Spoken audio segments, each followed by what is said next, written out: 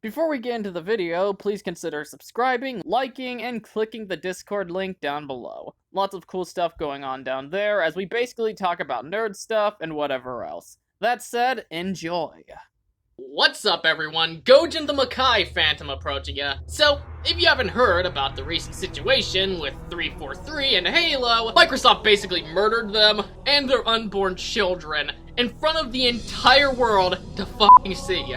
Oh yeah, this is an interesting scenario. So, there's two sides to this scenario, and honestly, I'm kinda in the middle on it. You have one side that's like, oh, 343 did nothing wrong, Gojin! They got my girl her new PS5 and that new PlayStation butt plug she's been asking for. And on the other side, you got, yeah, fuck those guys! They touched me when I was 5 and burned my entire house down! With my original Xbox, my Switch, and my favorite dildo! Like I said, I'm gonna fall somewhere in between since I don't think anybody is taking this into account. Some of you are probably, this is the faggot who said Halo was near finished months ago. Yeah, I was basically coping at that point since they were slowly adding new content more so than before. I wanted to see them succeed, but let's be honest, they were still slow as all hell. But many are also forgetting that the management that was fired isn't the ones who were sluggishly dropping content at their own pace. The original execs left months ago, and the new guys were actually adding in new stuff at a decent amount. Not just for Infinite either, but the Master Chief Collection too. You guys might have saw the community post I did on the updates a few months back, and I stand by that, as Infinite is basically at the state it should have been by release. But as someone who played the hell out of this game, I need more than that. But you can't really blame them, since this is not the same crew that sat at their seats doing nothing for months on end. And it's definitely not the developers' fault, given the excellent story and core gameplay we got. They were just following orders. But the 343 label is still there, and Infinite is still drastically underperforming on Steam. So they saw this. Getting rid of the original management didn't work? Why not just gut the fish entirely and give people a fresh start? Either way, I'm kinda indifferent. I may have been waiting a bit longer before I got my hands back on Infinite, but my hope been restored when new management came in. So I'm wondering how a new company will surpass that.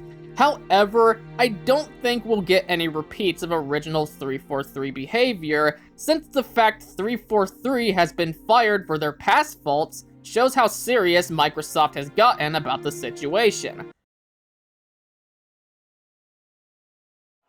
And you are here to seek employment. You are here to kiss Mr. McMahon's ass, right? Come on, get down there. He is not going to do this. Yes, this is going to be great. You do want to be employed, don't you? It's a good job, believe me. Go ahead. What is disappointing though is the developers had done a solid job. I didn't care too much for the last game's story, and their gameplay, while enjoyable enough, weren't anything to write home about. But Infinite had an incredible blend of both. It's just a shame such good quality content was dragged down by such utter laziness. And to end my segment on a positive note, before letting my boy Thimzilla take it away, it's also showing that Microsoft is taking their games more serious. Again, I ain't all about, oh, PlayStation good, Xbox bad. There's pros and cons to both consoles, and both have their really good exclusives. But, let's be honest, something that Xbox has been doing lately is their IPs are taking a while to get released, and often they have an issue where they'll be released buggy or unfinished. Yeah, PlayStation has that too, just not as much as Xbox has been doing. What are you doing, Gary? The race has started! You let Snelly take the lead! It's okay, Rocky. You go when you feel like it. So it shows Phil Spencer is starting to take the Xbox brand more seriously and stepping up to the plate. Which, if there's anything positive to take from this, I think that is 100% it. And keep in mind, this is only a bit after Phil Spencer has displayed his disappointment with how Xbox has been doing lately. It expands further than only Halo, and I'm looking forward to seeing what Xbox has to offer to us, because unlike some dickheads, I'm a happy owner of all the current generation consoles and a fuck ton of older ones. Sue me. At this point, in my honest opinion, the whole issue with 343 has come down to mistakes upon mistakes and this growing bit of community resentment that has been built up specifically because of the fact that there was that switch from Bungie to 343. And anyone who did come over from Bungie to 343, people like Frank O'Connor, really did not have the best understanding of Halo. Looking at specifically how Frankie handled things like the Forerunners in relation to how Bungie handled them, really just showed that although there may have been good intentions with Bonnie Ross, what ended up happening was very much a disaster. We kept on doing things like bringing on people who did not like Halo, and this resulted in a big issue where Halo 4 would end up being more like a Call of Duty clone and chasing those trends rather than trying to stay more faithful to Halo. Of course, Bungie did have its faults. It wanted out after Halo 3 and really after the original Halo to begin with, but after Reach, they should have known that they moved back to the original Halo 3, Halo 2, Halo CE with its movement and its gameplay, and despite Reach's benefits and the good things it did, specifically with things like Forge, there were so many better things with the trilogy because those were the key ones that were being worked on. In games like Halo 3, ODST, and Reach were essentially more side projects and essentially just to fill out a contract. And then once Halo 4 was over, we then got the Master Chief Collection, which was just a colossal disaster. There was a lot of resentment built up towards 343 when it came to Halo 4, but then when you bungle up Halo CE 2, 3, all of that in this big collection here, and it just goes off the rails. You can't find games for months, everything's broken, and new problems after new problems keep on happening. You really can't blame people for being upset, and the people who did stick by 343 really kept on having to make up these new excuses, new reasons to say, oh no, 343 is not that bad, just wait for the next one, wait for this, wait for that.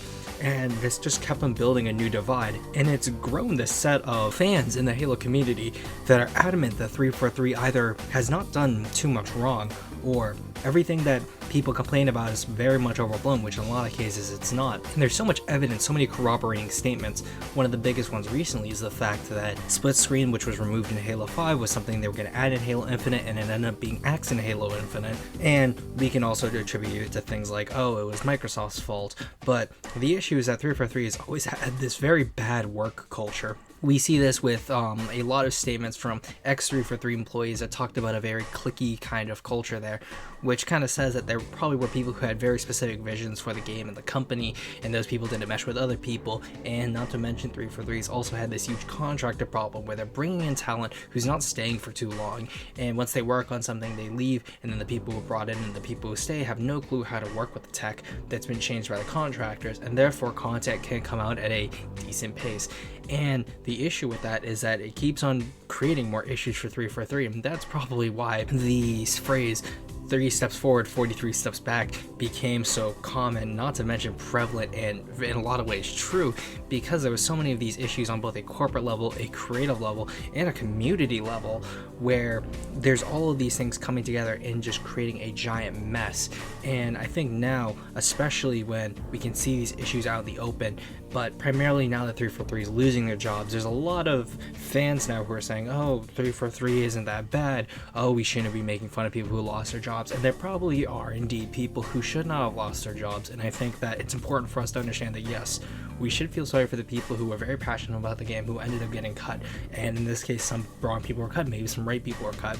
And with the departure of Bonnie Ross, I think there needs to be an even greater shakeup in 343, because ultimately what we're seeing is a culture and a company that doesn't know how to handle a franchise that it was given, and the people who are writing it and designing it in some ways do know what they're talking about. The art style changing from Infinite and 5 is very good, but we also see things like the writing still kind of not being there, but in a lot of ways it's somewhat better, but I'm not necessarily hopeful. I think at this point the best thing that can be done for people who are fans of Halo is to jump ship, honestly. Move away from Halo and support projects that are similar to Halo in terms of their gameplay or their story. Find what you liked about the franchise and try to emulate it somewhere else, because I do not believe that putting like your trust and your goodwill into this company is really going to do you much good anymore.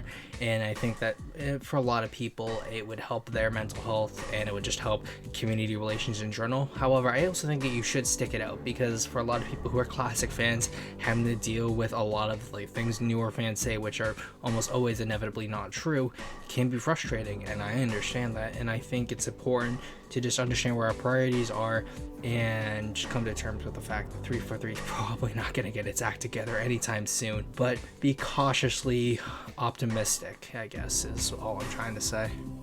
Anyway, that was it for this episode. Please comment your thoughts down below, and if you enjoyed it, smash that like button, share it around, and subscribe. Make sure to hit that bell for notifications to keep up to date on all my future content, and check me out on social media and alt tech. Links are in the description down below. I made it one of my New Year's resolutions to do more gaming content this year, since I've been slacking all the other times, so if my other stuff doesn't interest you, please stay tuned for when more of this comes. This is Gojin the Makai Phantom, leaving the building.